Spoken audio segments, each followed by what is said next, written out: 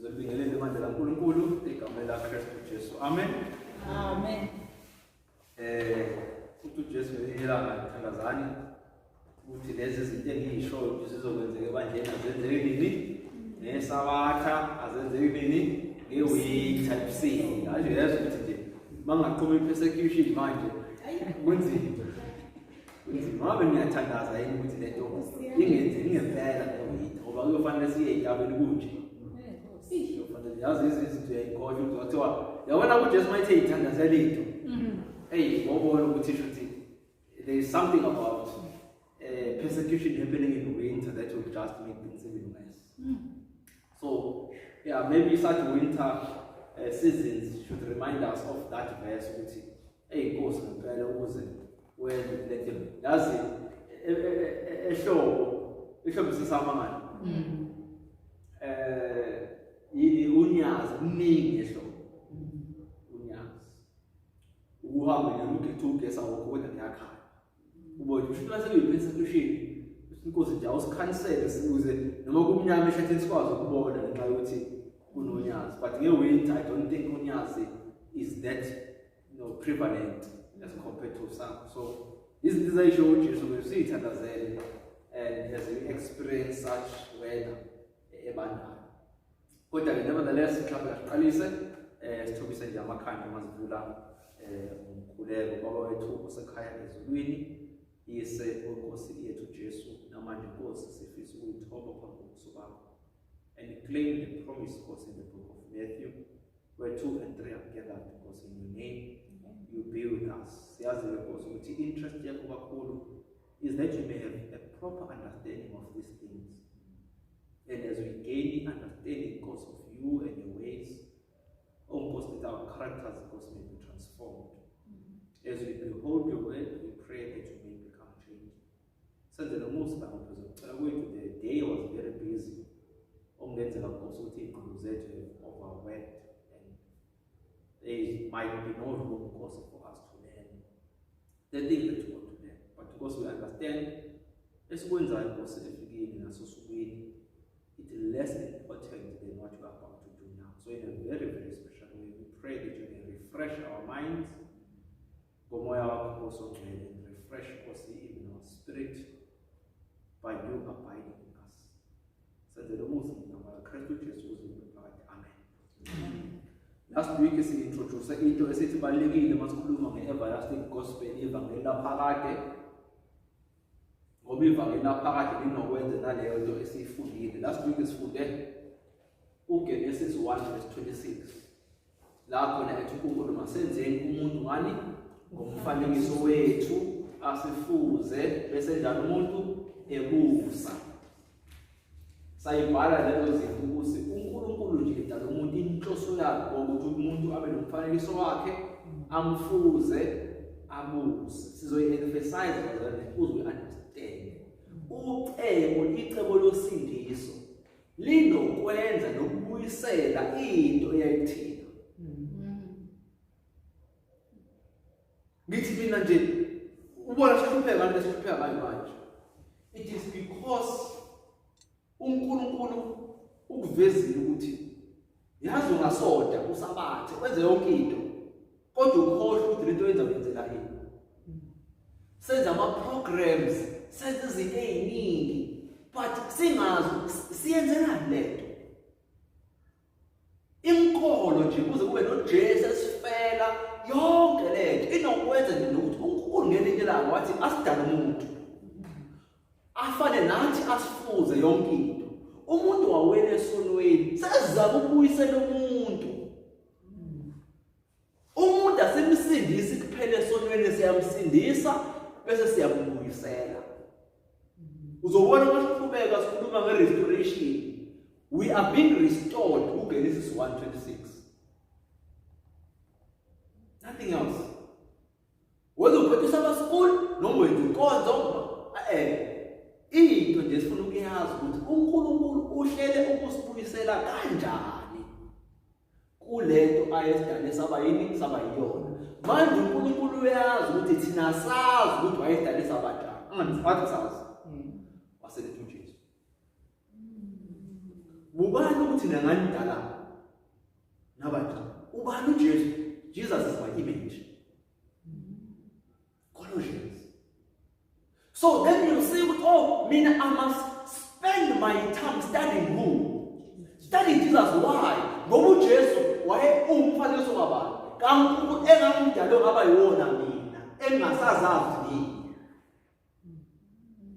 Ubona uSathane engafuni isidadishe ngoJesu. Usathane ngakwenza ufunde ngoMoses, ufunde ngoJona, ubazi ekhaya noAbraham. Awutshela ngoJesu. Uzongitshela ngey'tori, awutshela ngokuxoxela ukuthi uJesu umuntu onjani, ukhuluma kanjani abantu kakhulu. Awutshela ngithi uJesu nje maye phupha kanjani. uJesu nje uma umxoxela amaphupho akho angaresponda kanjani kuwena. Ugentle, how gentle is he? Is he meek? Is he humble? Go to Genesis 11 verse 28. Learn of me, I am meek and lowly in heart.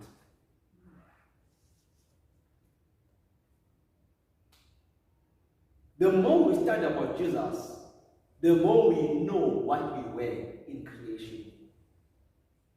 Yingakho bese Paul in 1 Corinthians chapter 3 verse 18, by beholding you become what? You become changed. What are you beholding? By beholding Jesus. Uzufana nalento ibukayo. Sindawana bathathu uNkulunkulu.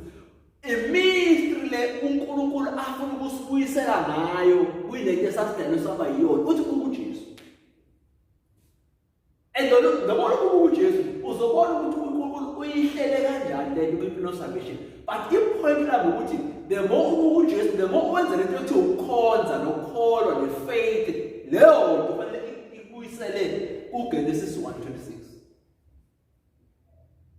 Ukukholwa kwethu nokukhonza kwethu nokugcina kwethu umthetho nokuhlonipha nokumlalela if ungasibuyiseli kuGenesis 1:26 khona into esingayithe right. Are we together, friends? Ngoba inhloso kaNkulunkulu ukusibuyisela kubani? uGenesis 1:26. That's the purpose. SineBhayibheli, sinenkolo yobuKristu. Yingakho uSathane enze zabaningi izinto ezingena enkolweni yobuKristu. Sigcine sijabula ukuthi sinethikithi lokuthi ngumKristu mina. But that is not the question ezokuzwa ekuphileni komhlaba. I-interest kaNkulunkulu ukuthi umxo uyafana yini noJesu ngoba icebo losindiso inhloso yalo bekubuyisela umxo kule umxo ayedalwe waba yona period. Ingakho every time uqhamuka i-program fanele ibuzwe i-contribute kanjani le-program in the plan of salvation. Asifuna nje ingane kuze ikwazi ukuthi zingagcwali umgwaqo zihlale enkonzweni zihlale zenzile enkonzweni. Ngoba ngizofa la enkonzweni ngingafani noJesu. Are we together, friends? Mase sihlelile la enkonzweni yiphi i-program esikhuthaza isifane noJesu.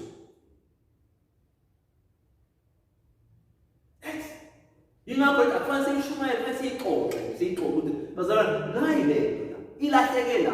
Ubone ukuthi kugcwala program after program isiyisaphi. Is it instilling discipline? Is it instilling obedience? Is the program instilling trust and faith in God? Is the what is it doing?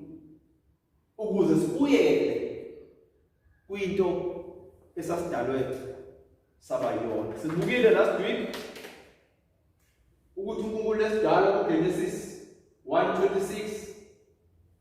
In fact, inhloso zakhe uNkulunkulu uyikhulumile kuGenesis 1:26 waseyayenza lento uma ufunda uGenesis 2:7 ufunda uGenesis 2:15. uNkulunkulu simtholile ukuthi wakhe umuntu waba nani? Waba nendolo. Wadala umuntu uNkulunkulu waba nani? Waba nomzimba. Wadala umuntu waba yini? Waba a spiritual being. Wafaka umoya wakhe wokuphila and umuntu waba a living soul. Sakhuluma ukuthi uNkulunkulu edala umuntu akafanga kuphela umphefumulo wokuphila bese uphefumulayo, but ufake his very presence kumuntu. Yingakho bese uPawulu anazi yini nina ukuthi imizimba yenu iyithempeli laNkulunkulu. Sakuchaza ke lokho ukuthi uNkulunkulu wenza kanjani. Even nomuntu esewile esonweni, and lithi iBhayibheli in Ephesians 2 verse 1, when we were dead in our trespasses, the time sefile ezonweni zethu, uNkulunkulu has quickened us. Usivusile noma usivuselela. And masifunda Romans 8 verse 11 ukuthi uNkulunkulu quickens us noma usivuselela ekufeni kwethu esonweni, usivuselela ngomoya wakhe, very present. So uma ubuka la umind uNkulunkulu senze saba no mental, saba no physical, saba no spiritual.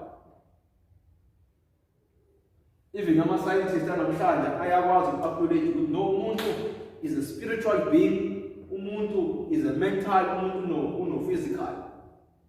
Sachaza ukuthi u-spiritual uhambisana no-social. Mawubuka ama-10 commandments ahlukene aba idakalogue ihlukene kabili. There is loving God with all your heart and loving your neighbor as you love yourself. So awukwazi ukuthi uthanda uNkulunkulu kodwa uzodobani umakhelwane wakho. So kuyavela ukuthi within spiritual kuno social. Why kuno social? Ingoba uNkulunkulu uthena asenzeni umuntu wesilisa nowesifazane ukuze bebe sebedlelwaneni obuzo reflect noma obuzoveza lobo budlelwano uNkulunkulu. So uNkulunkulu udale ama relationships ukuthi through relationships sikwazi ukubona ubudlelwano obukhona between i-Godhead. Sikhuluma ubudlelwano kuphela bomuntu wesilisa nowesifazane, but ubudlelwano obukhona between umama nobaba ney'ngane ekhaya, working together, reflecting uNkulunkulu. Umama ney'ngane zakhe working together ukureflect uNkulunkulu, i-likeness kaNkulunkulu. Ngoba sikhulumile ukuthi uNkulunkulu njengoba esidale saba umfanekiso wakhe, we must then live out siphile sikhombisa umfanekiso wakhe. Na umfanekiso kaNkulunkulu ukhombisa kwababukayo, awukhombisi kuwena.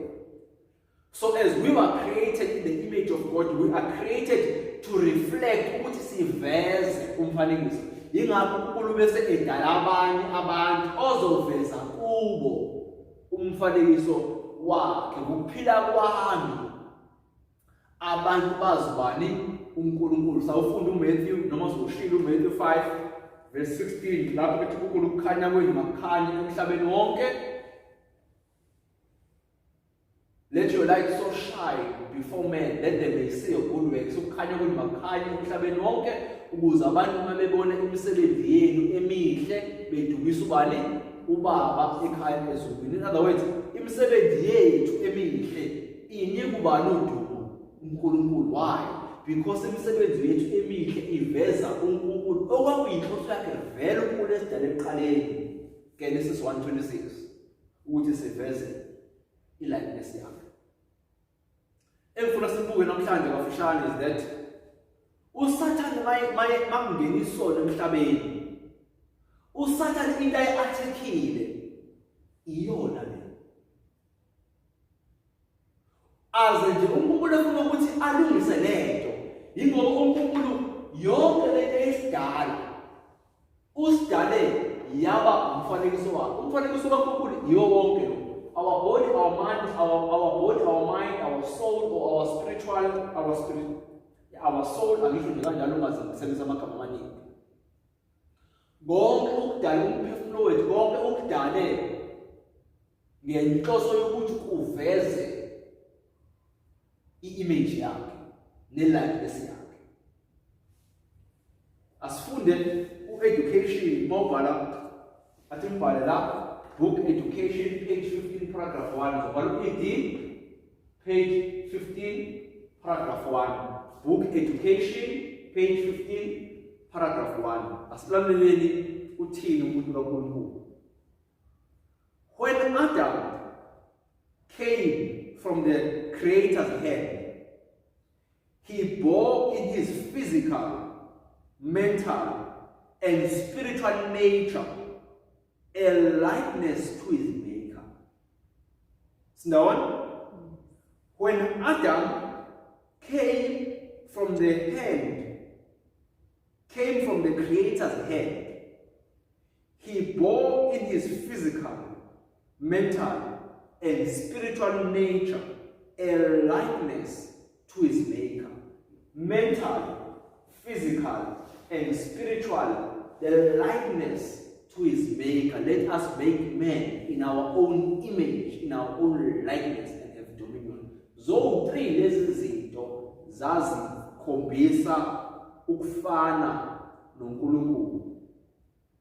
So God created man in his own image, and it was his purpose that the longer man lived, the more fully he should reveal this image, the more fully reflect the glory of the Creator.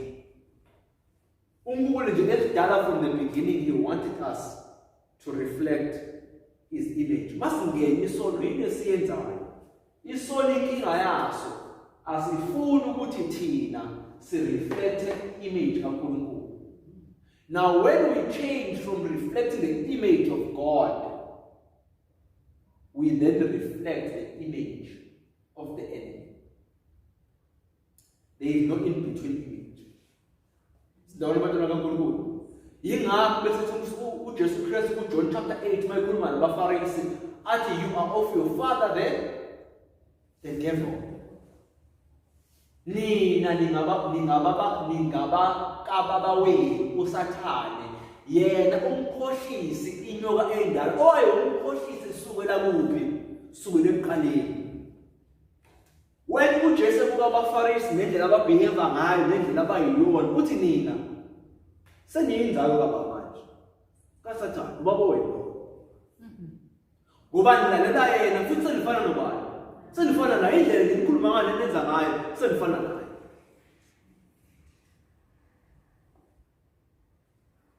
Okusho ukuthi when uSathane efaka isono kumuntu, inhloso yakhe wakuthi alimazi ini umuntu, alimazi image kaNkulunkulu. Bese umuntu nayeqhubeka ephila esengayireflect image kaNkulunkulu. Into engifuna sibuke maye umuntu uGenesis chapter 3. Yilama aspect amathathu. Let's uyibiza ngama-aspects. These are 3 aspects ezomuntu. Lama 3 aspects futhi uNkulunkulu ufuna ukwalungisa. Uzobona masikhuluma ngempilo salvation ukuthi uNkulunkulu inhloso yakhe ukulungisa lama 3 aspects. uNkulunkulu emdala umuntu, ingqondo nomzimba nomoya wakhe wawusebenzisana. It worked harmoniously. It was not in disagreement with each other. Wawuvumelana umzimba. Kodwa siyale nemngqondo isho njalo nomzimba uyanjalo nomoya wakho futhi uyakuvumela lokho. Umuntu ethanda uhlala ebungcweleni baNkulunkulu. But asibukeni kwangena isono yini eyenzeka umuntu. Sifuna uGenesis 3. Engithi mangisuggesta ungena kwesono ngokulimaza ama-aspect amathathu. Ukuze umuntu engabe esawuveza umfanekiso kaNkulunkulu.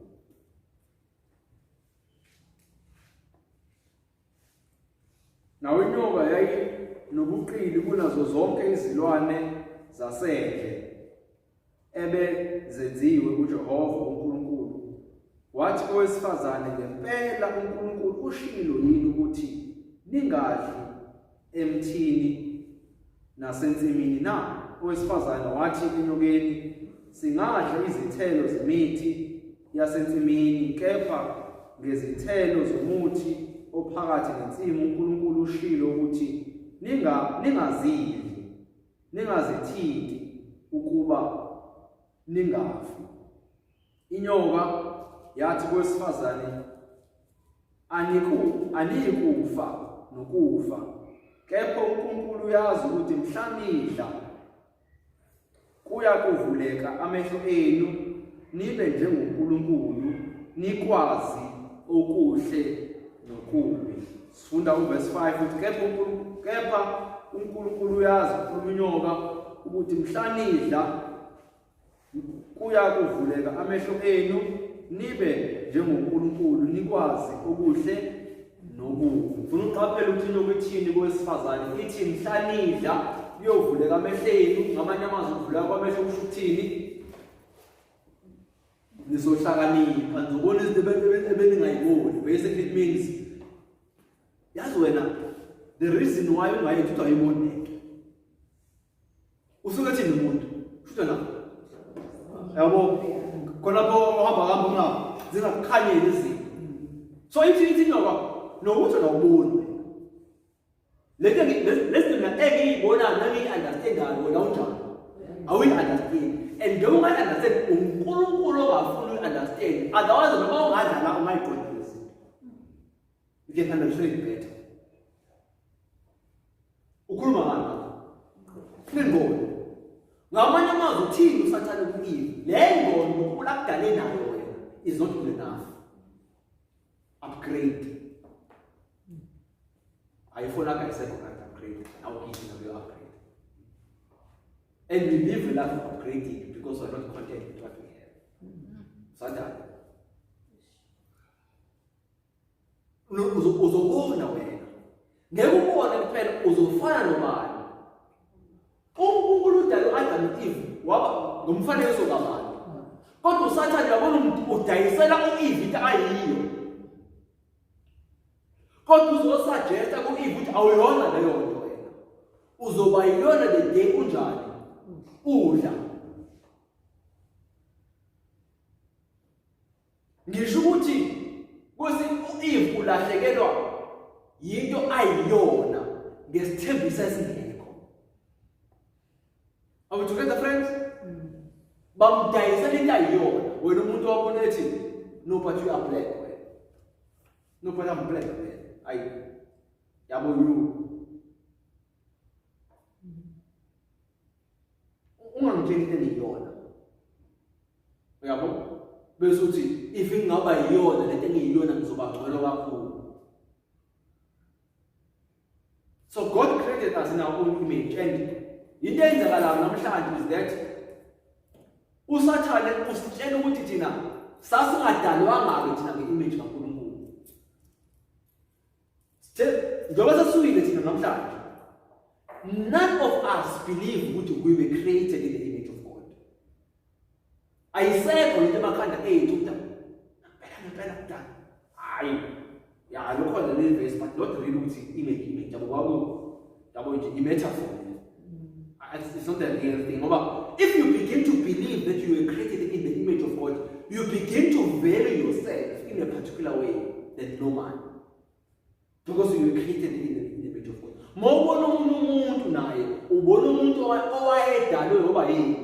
Ngoba i-image kaNkulunkulu, and uNkulunkulu ufuna ukumbuyisela lo muntu kwi-image ayedalwe ngoba i-original yona. Mawufuna i-education ithi even noma isono sigenile kumuntu, kodwa asisiswanga completely i-image kaNkulunkulu kumuntu. There are still some traces when nobody in nature, even though amaqabunge ngawa, but you can still be able to trace God's mercy and grace in nature. Ilento eyiyona. So the same thing eyenzeka udalwa umuntu. And uSathane ufaka umcabango uEve noma kula kakudalanga waba njalo.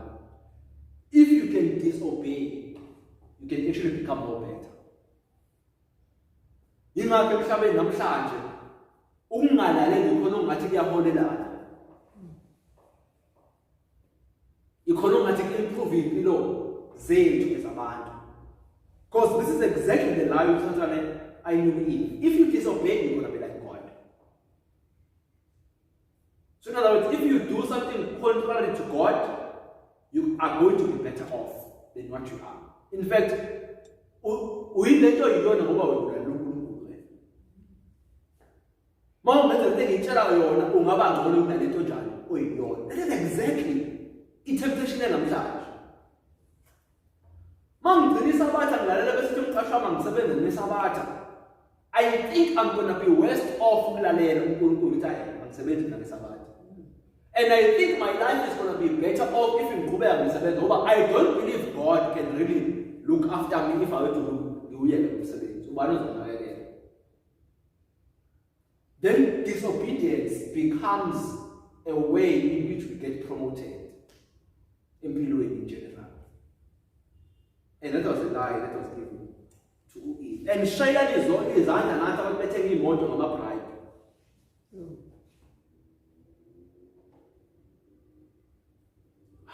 Uhlala emhlanga kanjani? Angisho lonke umuntu ohlala emhlanga basi question but siyamazi lo. And sijabula ukuthi nje usponsorshiye ukuthi uyena okhipha itekisi Hawe sekhaya. Ngoba siyazi imali le nje.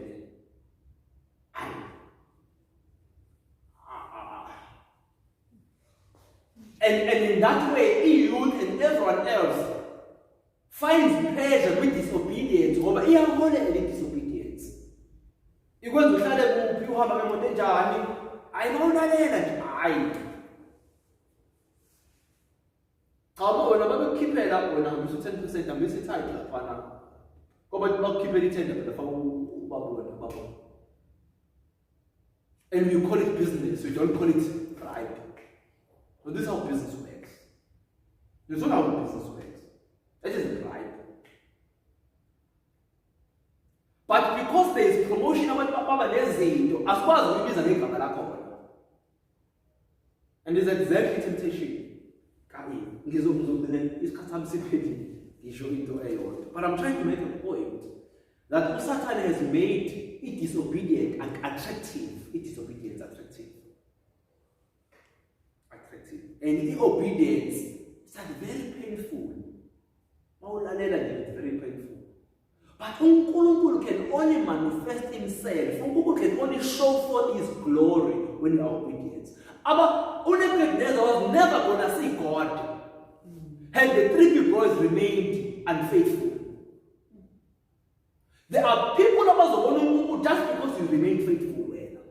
Had you became unfaithful,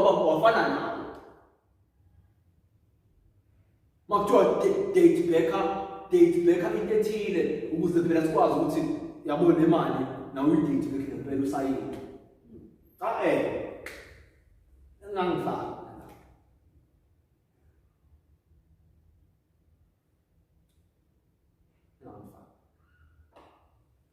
lo phathe kusabhalana ngale nto bathi yazi amanga nina ngayenza le nto nje mina ningami ungathi futhi angisupport le nto uvela ungangibizi kulowo mhlangano ngoba mina ngabe ngibize kulowo mhlangano bangibuza angikwazi ukuqhubha ngifuna ngiphathe kwesiniya isiniya angikhulumi nomuntu oreporta kuwena kuba wena umuntu oreporta kuyena athi yaphela athi yazi the patient's order le yayini kodwa manje sasuke sayenza late wafanele si hayi logic nje yazakala amanga kodwa usuyibheka ukuthi nawe uyi-interpret amanga futhi uyixolisele uNkulunkulu ngoba kuwena ukudate nje kodwa zulu namanga. But because I want to secure my work and the loyalty to my party, ngizothethe sayithenga nge-15 kaza sayithenga nge-2.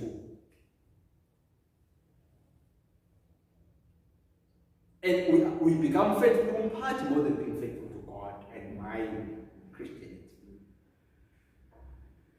Usathana indlela enze ngayo ukuthi sibisa i-reflect image kaNkulunkulu in our not a design. Okay, Mr. Ngoba usuhamba kulanti ngifuna la ukuthi futhi I don't know why ngisho uvala mafana ngisho that I think usathana siwe ngafuna ukuthi express what the devil has done here. Your eyes will be open and you will be like God, and knowing good and evil.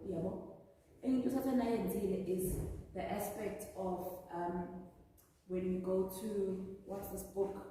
Verse 9 to 9, verse 5, where the dead know nothing. Into alwa ngayo kakhulu is that amehlo enu mina manithi balele iyanazi lutho anibona konke engayibona mhlawumbe uzokhumbula it's something that's personal I share with you yabo ukuthi bese ngalesikhathi uba obedient bengathi ubintshela kakhulu kuwena yabo bese kuthi lo oba disobedient owenza lezi zinto safanele hayi vele ubona ukuthi kuzobamukiswa ngami ke manje uyabo uphasha wangempela yayisho but athi uNkulunkulu no cha awuphuphila awuphashile you are in the right position you understand because you are still obedient and that's the one thing usathana isebenzisa kakhulu manje ebandleni ukuthi people who had believed the state of the dead are now listening to this verse like this ukuthi yey kunezinto wena ungazazi awukuvula amehlo uyifunde uza into zakho nje kade mophekile sizoqaqeka two Proverbs you can read all this thought throughout the book of Proverbs. It's better to be poor than to have riches that have been gained through deceit. I'd rather be poor than have riches that have been gained through deceit. It's the principle throughout the whole book of Proverbs. And because we do not teach it and encourage it, rather walk alone than to try to create friends out of disobedience. Because that is exactly how the fall happened. That is exactly how the fall happened too. Into eyenzayo usathane la uthi umshaya nge-self-image. Uthi na you are not like this way. You are not what your father said you are.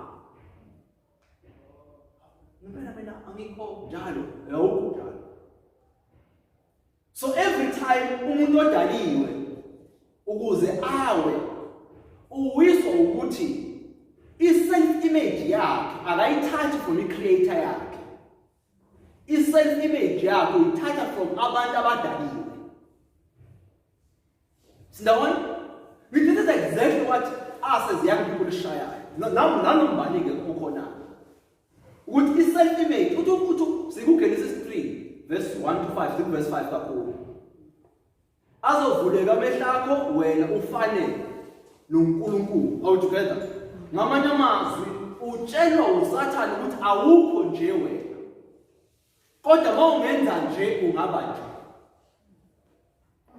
And as a result izinto zakho nje zizokhanya.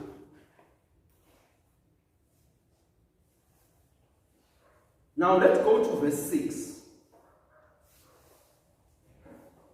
Owesifazane ebona ukuthi umuthi ulungile ukudliwa nokuthi uyabukeka emehlweni nokuthi umuthi unqanelekile ukuba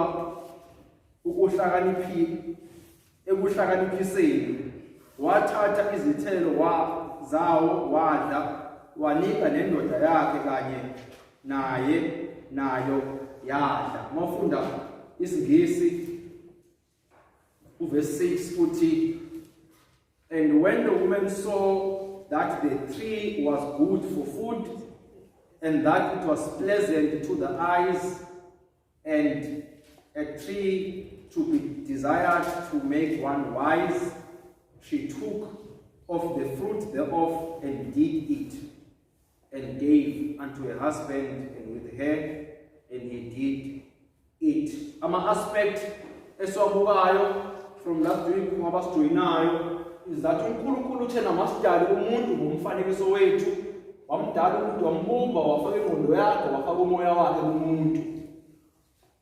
Wonke lama three aspects, the mind, the body, the soul, were created to reflect ukuveza i-likeness kaNkulunkulu nokuveza i-dominion kaNkulunkulu. Isono singena ngalama aspects siyawalimaza lama aspects engabe esayireflecta i-image kaNkulunkulu engabe sayireflecta i-likeness kaNkulunkulu, engabe saba nayo futhi i-dominion.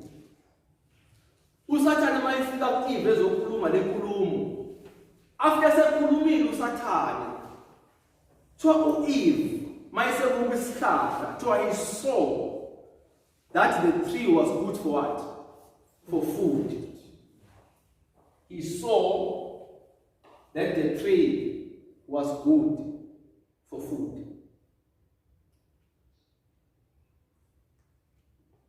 Makuthiwa let's close the avenue to our minds. So let's guard the avenue to our mind. So imagine ama aspect ethiwa aswagadi makuthiwa nje guard the avenue to our minds. Imagine ama aspect ethiwa aswagadi ephileni kwethu. One, yabona yakhomba sefilongo lapha so amehlo akho njani nokubukayo. In other words, mangizongena isono kuma aspect adalwe nge-image kaNkulunkulu, usathane atheka exactly lawo ma-aspect uyamtshengisa bese uma ungadlala wena, you're gonna be what? You're gonna be wise. Ngamanye amazwi ingqondo odalwe nayo is not good enough. The one? No, lokudla uzokudla is good for food. Ku-right for umzimba wakho, it will nourish you.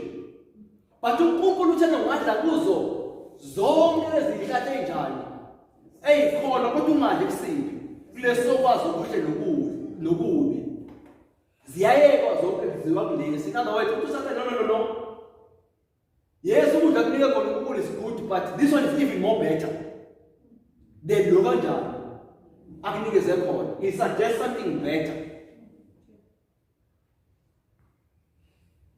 And he is led to let go of the hand of God. Because spiritually, Adam was connected to God because Adam and Eve were in temple lankulunkulu.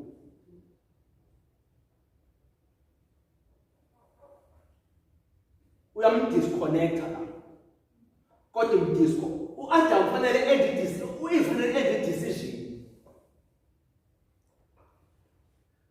Ukuze bese ba disconnected spiritually noNkulunkulu.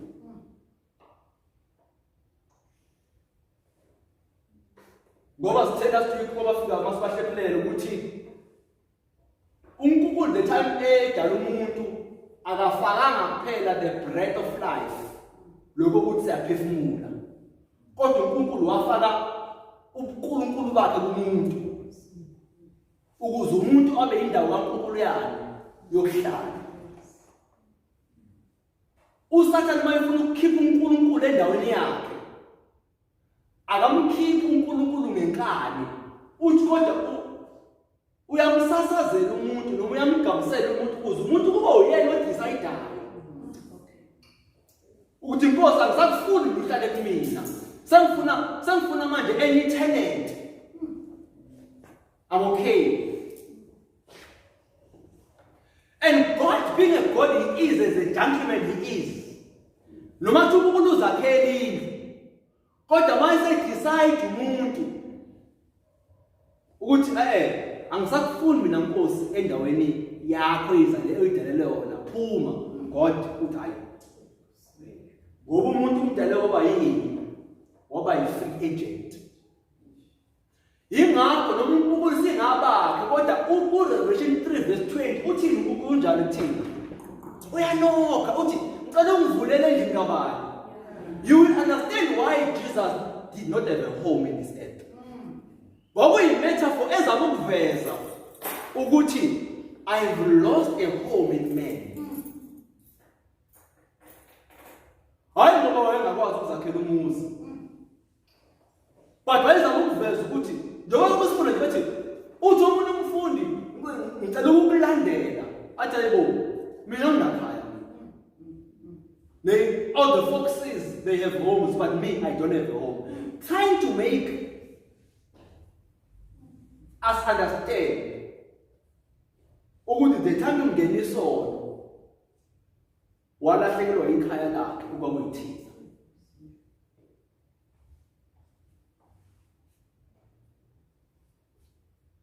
Ngifuna understand mase siqhubeka sifunda iBhayibheli mayethu kuRomans 1 verse 12 verse 1. Offer your bodies as a living sacrifice, holy and acceptable. I-gospel isibiza back kulento ethi offer your body to me. And have your minds transformed. Do not conform your mind to the standard of this world, but have them transformed by the renewing of your minds. Uthukulu nikela ingqondo yakho nakumina. Letha umphefumulo wakho kumina. Are we together, friends? Last senza i-introduction to the everlasting gospel. Ngifuna mina mase sifunda amavesi anokwenza ne-salvation ubone ukuthi inhloso kaNkulunkulu ukusibuyisela ku-body, mind and soul one-image yakhe, oveza i-likeness yakhe, oveza i-dominion yakhe. Because angifuni ulahlekelwe into ethi uNkulunkulu kuGenesis 1:26 mayethi, let us create man in our own image, in our own likeness, to have dominion. Isolo silimaza leyo nto. I-plan of salvation ifuna ukubuyisela leyo nto. Ayisesingahlanganela-ke enye into nje esiyihlanganela yona, kodwa mase sikhulume ngaleyo kuqala ukuthi this is the plan of God to bring us back to this image. Uzobona mase sifunda ukuthi umuntu enengqondo kaNkulunkulu wayicabanga kanjani, umuntu mayesengena esonweni ucabanga kanjani. Umzimba uNkulunkulu ubehave kanjani, umzimba mawusesonweni ubehave kanjani. Hamba nami Matthew chapter 4. Matthew chapter 4.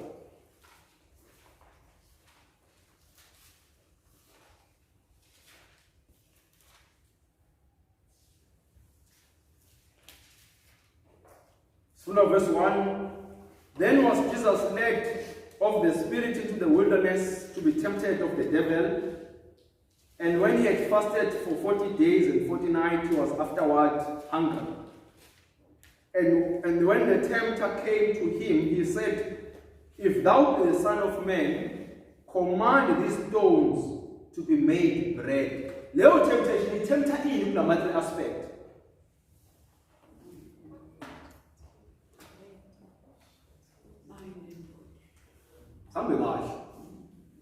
If you are the Son of God, if you are command these stones to be turned into bread.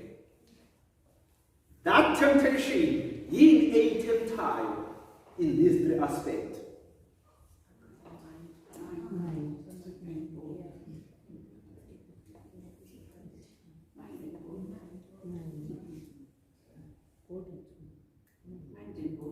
So he tempts mind and body, body, mind and body.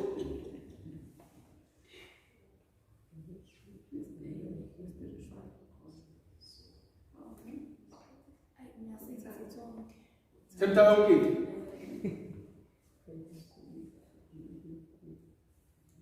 If wena uyindodana kabani kaNkulunkulu ayishintsha lamanje.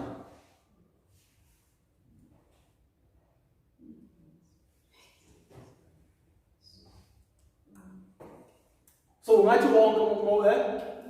wonke because umkhweshile ukuthi wena uyindodana kabani kaNkulunkulu fanele enze njani decide. Kodwa futhi kunjalo ukuthi akenze into ezokwenza njani azodle kuzadla.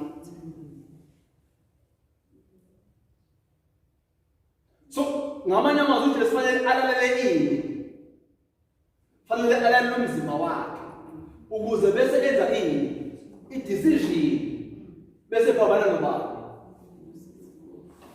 Ngithi mina usathane mayethemtha umuntu ungena ngalama aspect wonke, ungena ngayodwa kodwa. In this case futhi ulambile wena, and because ulambile make this decision. Mangaba ama decision esizoba silambile U-Esau ukuze give up i-birthright yakhe wayenjani? Wasedecide ukuthi yabo waselahlekelwa yini? I-birthright was a spiritual gift. uSathane uyayazi ukuthi after 4,000 years this is what it meant, it weakened.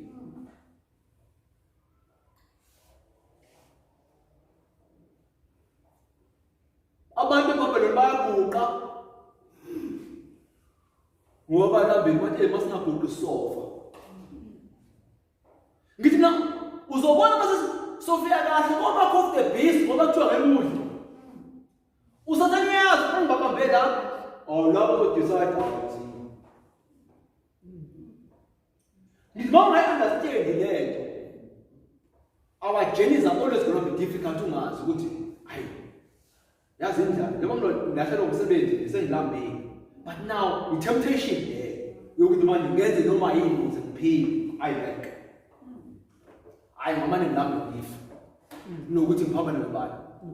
Ngithi mawusuclear la usuyakwazi ukuhamba uhleze usopa ngeke ufuye kumina ukuthi wena ubungenze njani ngoba uyazi asiyixoxe into kaThixo. I-temptation le engena ngani ngokudla manje kuba sengathi mina mangithi mawuthi wena uzolala phandle noma uzongadli manje kufanele ngi-understand leyo nto ukuze ngijustify ukubona kwakho.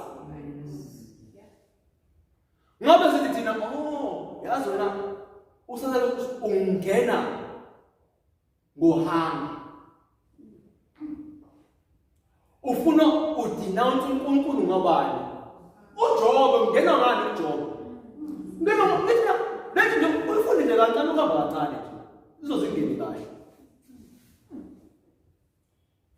Ingena la kuJobe uzithi wena yena ukuthola uNkulunkulu wakho wena ufe la hey madazana inkulu la umuntu uwe ngokuthi akhethe. Umuntu uzobuyela uNkulunkulu ngokuthi akhethe. There is no force. Ama-circumstances wonke akhona ashintana ngokuthi wonke ama-circumstances akhona usazoqhubeka uSathane angene inhloso nje ukudethrona nayi sithi ku-spiritual kodwa ukuze ngibawise kahle fanele ngithole indlela engizongena ngayo. uSathane akanqeni ukuthi akunika ama-newspaper, akunika i-TV, akunika yonke into ukuze awekinishe i-powers ukuze mase fanele udecide vele akho lutho uyavele uyatshuza. I-reason yeBhayibheli kusengena ku-plan of salvation manje sengithemthele ukuthi ifike iqinise la noma ngingabona lokho vele kuzoguqulwa lokho ngoba egcineni i-plan of salvation ithi konke lokufanele kulunge kubuyiselwe lawo kwakukhona in the image, in the likeness, in the dominion. Okwamanje ukuluphethe lama aspect awuthuma sisukuma nge-plan of salvation uthi hayi la asithile na lawo lo ngudule lo until I come.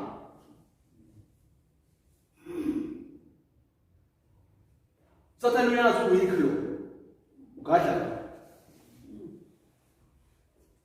uthini uthi iphose phansi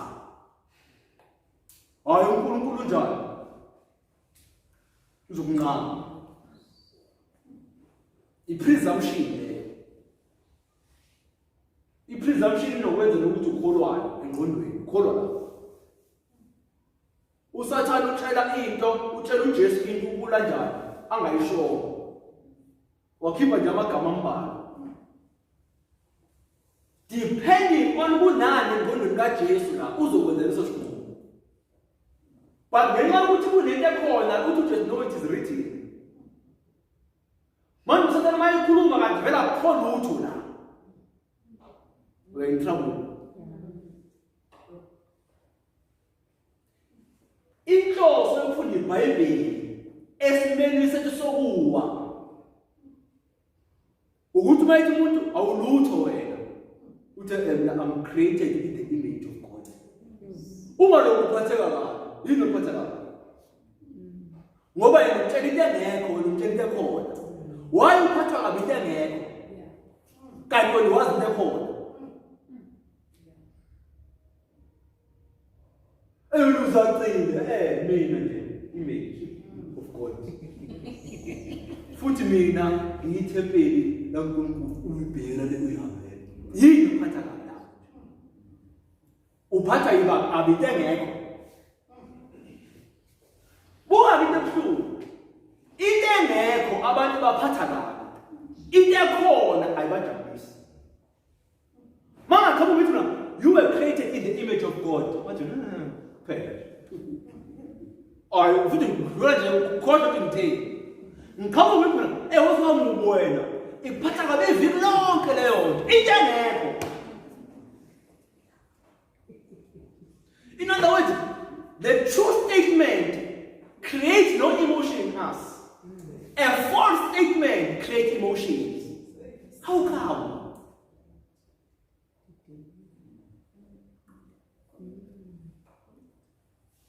The temptation is touch. If you fall down and worship me, ngitholanga la athi ngizame nala spiritual.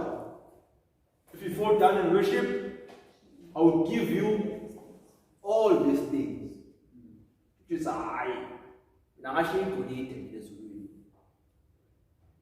and my Father owns everything. When you are just giving me a fraction, how do that, friends? I'm an heir of heaven. My Father owns all this. The mountains are his. The cattle is 10,000 are his.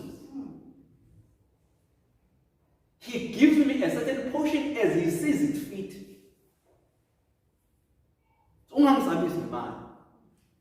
Ungangigabuseli ngayo. Futhi into ejabulisa ubaba wami mina imphefumulo more than imali. Athi Luke 12 verse 15. The stature of a man is not measured by his position.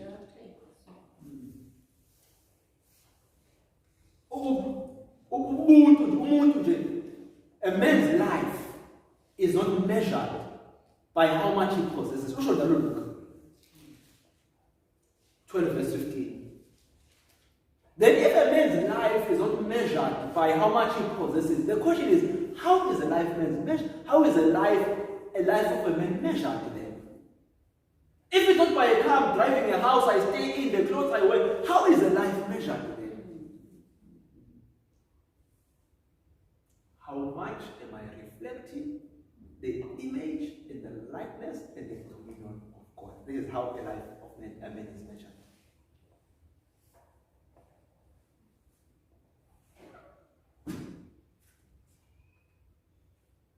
I know if it's not clean. Some very good First John.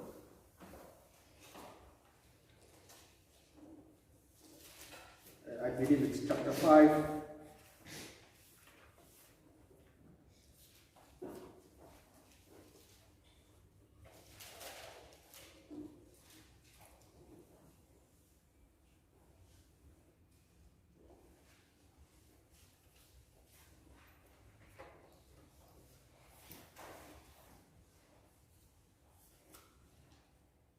John chapter 5.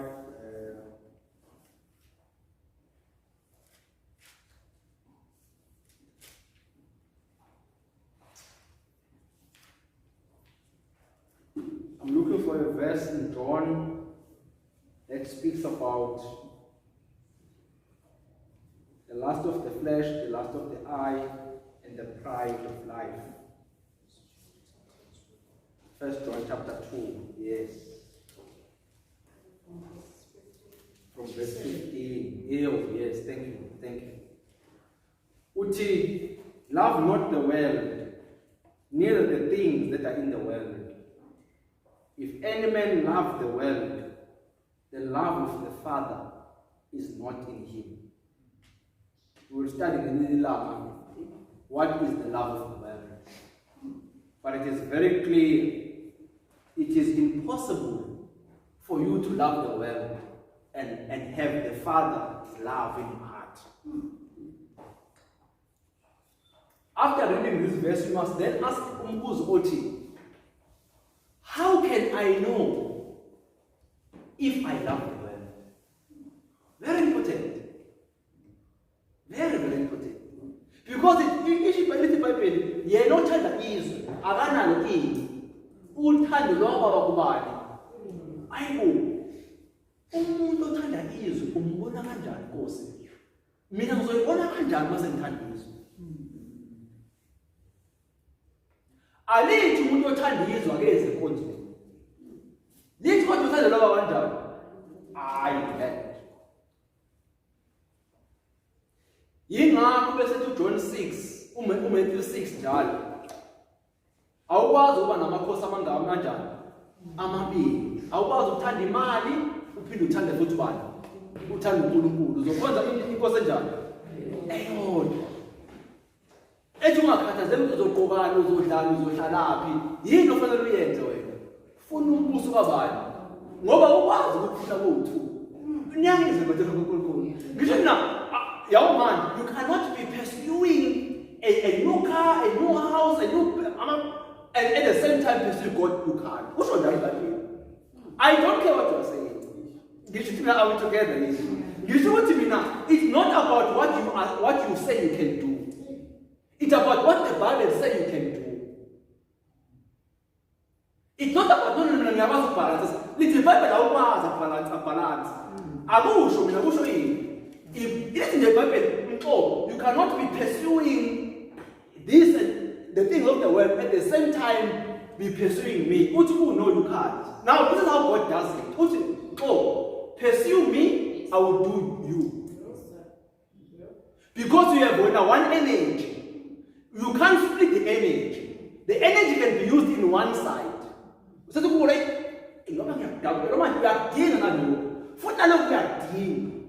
okay, that's the thing. Mina ngizokwenzela into wena ongakwazi ukuzenzela. Wena uzokwenza into engengwenzele. Ukuze ngikwenzele into engizokwazi ukwenzela. Yes? Uthi uNkulunkulu, whether you can hustle for yourself, but I can also hustle for you. But what I can't do for you is to decide for you to be saved. You need to decide that for yourself. Now the energy for you to decide to be saved and the energy to hustle is you need the same energy. Let me make, because I know you'll be at the crossroad and then say, how do you decide? Let me come and make a deal to you. I will hustle for you. You go after me. Because you can't split the energy. There's one. There's just one bus ticket. You have to go to Cape Town, you have to go to Joburg, and just pick where you're going. Go to Joburg. I will attend to what you were supposed to go for in Cape Town. Then I will bring you whatever that is there. And be rest assured the results are going to be good because it is God who's attending for you. Are we together, friends? I've digressed and I just preached for a minute. But we are in verse 16. For all that is in the world, the last of them, body, the last of them, mind, the last of them, the pride of life. Where do you locate pride here? Spiritual. Pride, lust. Umuntu owile lo okukhulunywa ngayo. The time isono singena kithi sonke emhlabeni saba abantu bezwe. We have flesh lust. Sinenkanobo yenyama. Are we together? And masisaphila silalela iy'nkanuko zenyama, kusho lokhu ukuthi singabantu bani thina. Bezwe. Asibona abantu bakaNkulunkulu. The lust of the eye. Our eyes are still attracted to the things of the world. And as a result, our conversations reflect that which is of our attraction. Hey, did you see the latest car that came out? Did you see it? Every time you see something nice and attractive, you speak about it. But you hear about a sweet Jesus, you tell no one. You hear about a holiday destination that is so breathtaking, you tell the whole world. Jesus is soon to come, you tell no one. Our statuses are full of everything but Jesus. We need to start, what does it mean to love the world? But maybe we'll stop here. Because I don't want me to go through many verses. I just want you to realize that it's all of us. Umuntu uthela mayidala waba mental or physical or spiritual. Le isono masingena sase create disharmony kade kune harmony before. Mina ngifuna uyibuke kwi disharmony kubantu abakholwayo. Ngoba ngifuna sifunde ngathi la. uNkulunkulu uthi asithandaze ngazo. Abashiya abathatha, abashiya abawunana, abashiya abathatha aqhubeka yothanda. Singumuntu 26. Mayebuya ayiseyilele. Abavuzi athi couldn't you just watch for just an hour? Aphinda hamba uJesu athi hayi uyanthandaza ahambe. Athi abuye futhi njani? Zilele. Abavuze futhi ahambe okwesibili. Mayebuya banjani futhi? I know it's fine. I know that. Uthini? I know that the spirit is willing, but then kune disconnection. The very same disconnection is in Romans chapter 7. I know what is right, but I find my body doing something contrary to what, that is the disconnection. It's all. Spiritually, you know what is right, but now decide uyitholula ini, uyitholula ngomzimba. Bese amakholo athepheke kuleyo experience. Bese bethi it is impossible to go out of that experience. Bese ivangeli lethu ligcina kule experience, ethi experience yethu, it is impossible to have victory over sin. Why? Because my body is just lasting for something that I know I don't want, but I just find myself doing it. Ingakho bese ngithi asibuyeleni kwimpilo of salvation ukuthi kanti if sithephekela yini kanti inhloso kaJesu? Yini inhloso yokusindiswa? Ngoba sesisindisiwe sisho ukuthi asisekho kulolu gibe. Sasibuyiselwe thina. Asho Petru athi sinikwe i-divine nature. We have been given a divine nature. Le eyasilahlekela. What you just fine, I know that your nature is weak, but le nature kulizoyimbathisa mina uNkulunkulu. Lokho uNkulunkulu vele enganginike bona. Kodwa before ngimnikeze, awudadisha uJesu ukuthi uJesu yena ephila nalowo uNkulunkulu ukuthi uJesu was 100% human and 100% divine. Are we 100% human too? What do we need to live a life like Jesus? His divine nature. And we live a victorious life. Which now, when we study this thing, we must enjoy it. So that we properly understand, oh, this is the plan that God made for us to be saved. Ngoba sometimes sikhuluma amavesi amaningi, nesisingazi yenzeka kanjani le nto yona le. Manje ngifuna sambe kancane sibuthi ko sasidale sabanje kwalimala la. Let me tell you what the Bible is only made out of 2 chapters. The Bible, let's do chapter 2. Genesis 1, Genesis 2. Genesis 3 is the fall. Genesis 4 to Revelation are consequences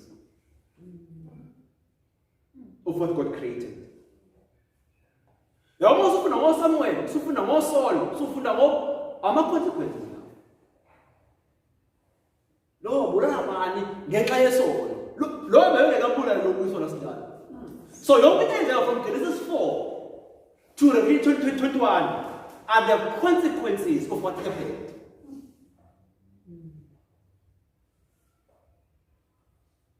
And in between those consequences, uNkulunkulu usitshela isolution. Yokuthi uzosibuyisela kanjani kuGenesis 1 and 2. Bese ngabona izulu elisha nani sesibuyisela eEden buyani. Awasite ukuhlala ezulwini. Uzobuyisela back his original plan. Mawufunda umoya wesiphrofethi uyakutshela ukuthi icebo laNkulunkulu lokudala umuntu kuGenesis 1 and 2 was placed into a pause. Kwangena impilo of salvation ukuze sikwazi. Athi wona mawuhamba ngemoto. Sidawona? Hamba ngemoto uqhuma ithayi. Ajobo? Anike yapause indlela yakho. Fawubize u-AA. Ezokulungisela ithayi. Bese uqhubeka nani? Nendlela. Indlela uqhubeka nayo mase kwenzeke njalo, mase kulunga ithayi. That is exactly what happened in Genesis 1 and 2. God creates ungena isono, everything is put into pause. Abuse AA, plan of salvation. We need to solve this problem. Solve it, let's create again and continue what we created for. Done. There's no plot in there. A spirit in a man, is God's plan according to his creation. Ama consequences kuyalungiswa. Kuyafixwa. And you know, we want to live a lavish life, a very prosperous. Kuyalungiswa la. And the work will finish anytime. So now we are done, we fixed what we were supposed to fix. Those who have accepted our fixing, it's fine. Those who have, they've appreciated the damage that they are. And done. It's not about the story. It's not about that.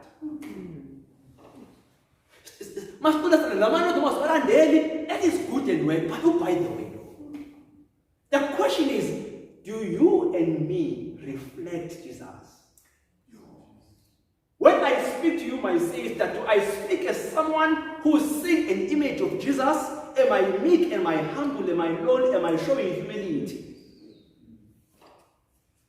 Or the reason why I speak to you the way I speak to you because of the keys in my pocket or my bank balance?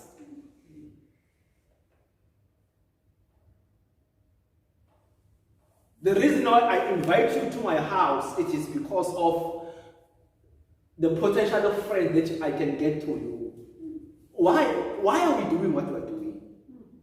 And who are we reflecting in our doing? You should see that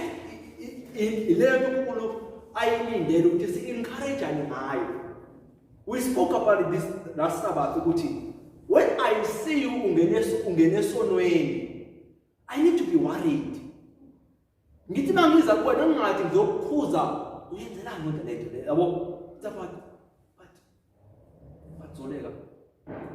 were created in the image of God. In your living and my living, we are supposed to be reflecting the image of God. I don't think, I don't want to say it, but I don't think this reflects the image of God. I don't think the way you spoke to that mother, really, is a living out of what you desire to do. I know that you want to reflect God, And yeah, I assume that is the reason why you are here, which you want to reflect God. And yeah, maybe let's just pray. But sometimes we do reflect our own background and reflect our own selves or reflect what I saw in the TV. Yeah, but I think we should be reflecting Jesus. Yeah. But let's look at Jesus. We just have to forgive them for they not know what they're doing in the midst of persecution. So if me and you desire to be like Jesus, we must forgive even in the sport. That is what Jesus has shown and demonstrated to us. But I understand, but yeah, but Jesus. I'm not the standard. I'm just showing you the standard. Jesus. And when the centurion, when I'm closing, when the centurion, because we are living in the last days, when the centurion, a Roman man, saw the earthquakes, saw the sun closing, being turned red, when the pagan saw the thing ezazenzeka, esiphambana and njengoba embuka uJesu embuka kwenzeka yonke lento uthi no. This was indeed the Son of Man. You can only get to that point, friends, only if you behold. Only if you behold. Babekhona babebona izulu duma banika babaleko bebuka ini. The earthquakes and the natural disasters. But the man who stood at the foot of the cross, what I know not. This one was indeed the Son of Man. You will not get to that point where you declare and testify of that nature yourself by just coming to church. You must behold Jesus. Start about him. Who will you explain? Ungafuna ukukrema story uthi bese wafika ekhuluma newoman at the well usaba school lo hayi usaba school uJesu ukhathile uJesu uhlangana nowesifazana uJesu uyazi lo uyathi ngomzimba and futhi yangibona uJesu futhi nje he is a Jew amaJuda wazwana la iyamqaka le umuntu wesifazane uphethe amaJuda nathi. Now what do you think is ringing in the head of the woman? What kind of a Jew is this one? Because I know Jews don't speak to us, but Jesus is a different kind of a Jew. Can we become different kinds of Christians today? Yeah, I know Adventist, but you are a different kind of an Adventist. I know that I'm Adventist, but you, I've had Adventist friends.